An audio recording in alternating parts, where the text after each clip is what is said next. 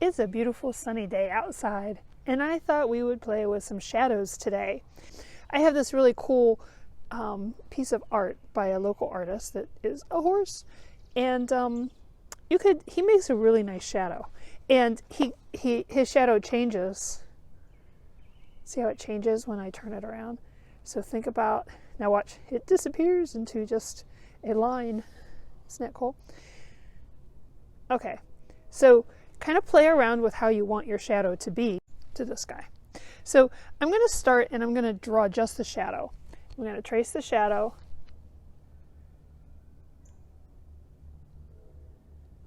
Keep my hand out of the way. That's the challenge. So you have to kind of see how the paper moved a little bit. So I need to keep the pressure on the paper right here.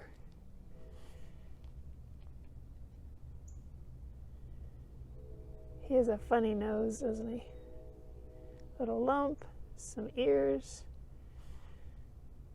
What you're going to do, or what you can do, I have a couple options for you.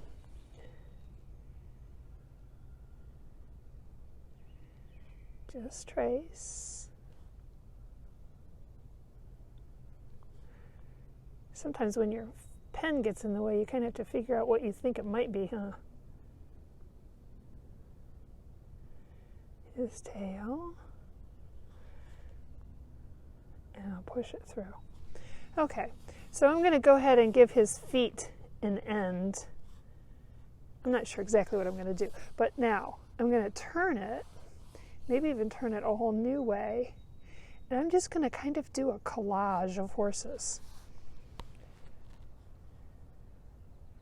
Let them overlap.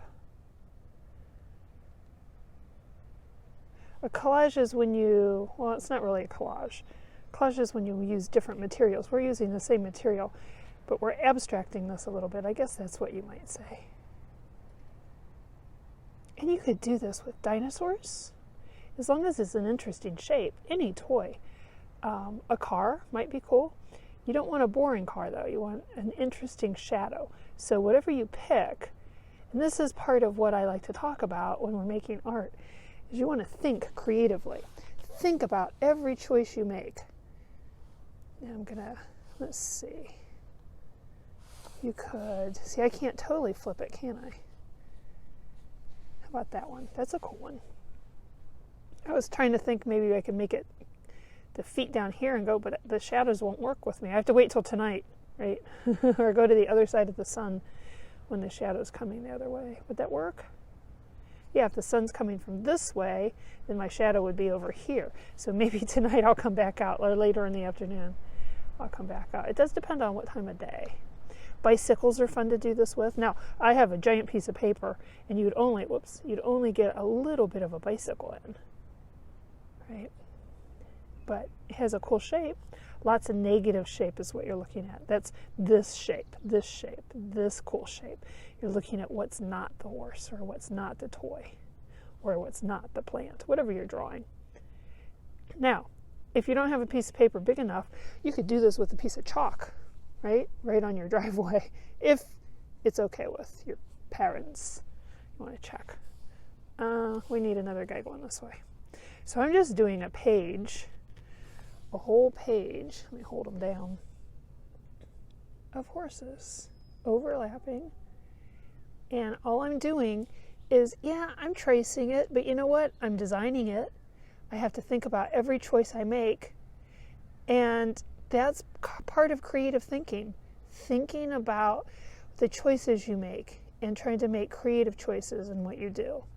So it's not always about drawing. Sometimes it's about designing. And the design part and the thoughtful, creative part is what stays with you your whole life. I want you to be a creative thinker. You don't have to be an artist. Not everybody's going to grow up to be an artist, but we all can be creative thinkers. So, one more, you think? I could do hundreds of these, couldn't I? I gotta hold it down because he keeps tipping over. So I'm going to do some more, and I'm going to show you what you can do to it after that. Because there's gobs of things you could do. You could paint in this negative shape. That would be kind of cool. And I have a sample of that. I did another one with these horses. And I'll show you that. I could make patterns.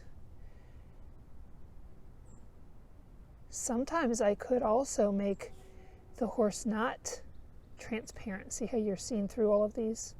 Kind of makes it fun though, and jumbly. So you could make them so that the horse disappears behind it.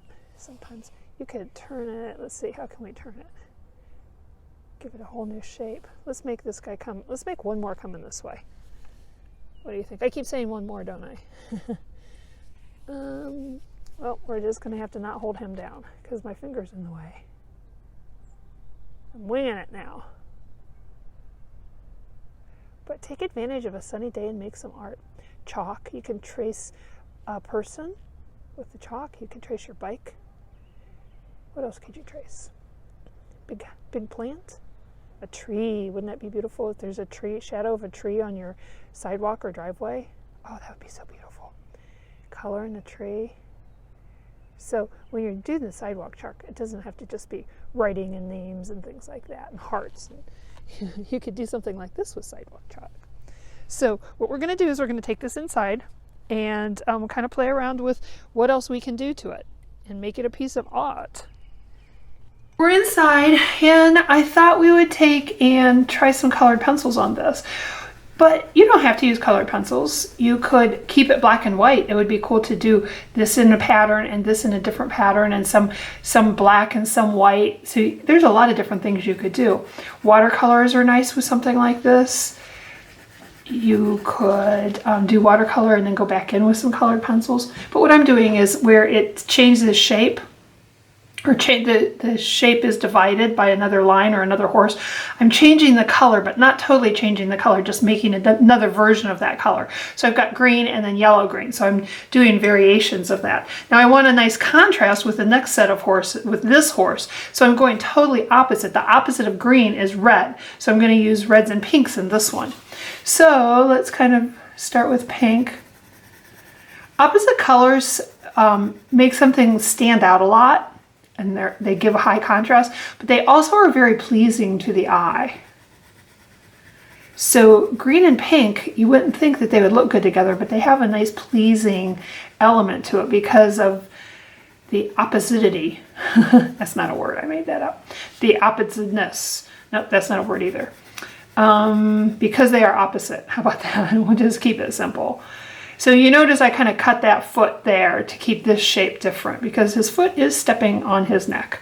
And here, this other guy's foot is stepping on his back. So I'm just going to stop talking. Finally, she stops talking. And just let you watch me draw. And I'm going to speed it up because this could be like watching paint dry if you watch the whole thing full time. So I'm going to just kind of phase in and out. And when I'm done, I'll come back and talk some more to you. As I started drawing this and painting and adding a background, and I started thinking about the Native American horses and how the Native Americans actually painted their horses or ponies before they went into battle, and it was some kind of a record of bravery and message giving. So I thought as I finished this up, I would do some of that patterning and things onto my horses. So a handprint often meant mission accomplished. There were prayers for strength and snakes and war honors all printed and added to the horses into a pattern. When I'm finished, I want to add some of those patterns to the horse and to the background. Mine will be more patterned based with spirals, but a nod to the Native American painted ponies. So you'll see my finished piece. I go back in and add some patterns to each one of the horses, and then I go back and finally with some markers and colored pencils and add a pattern to the background.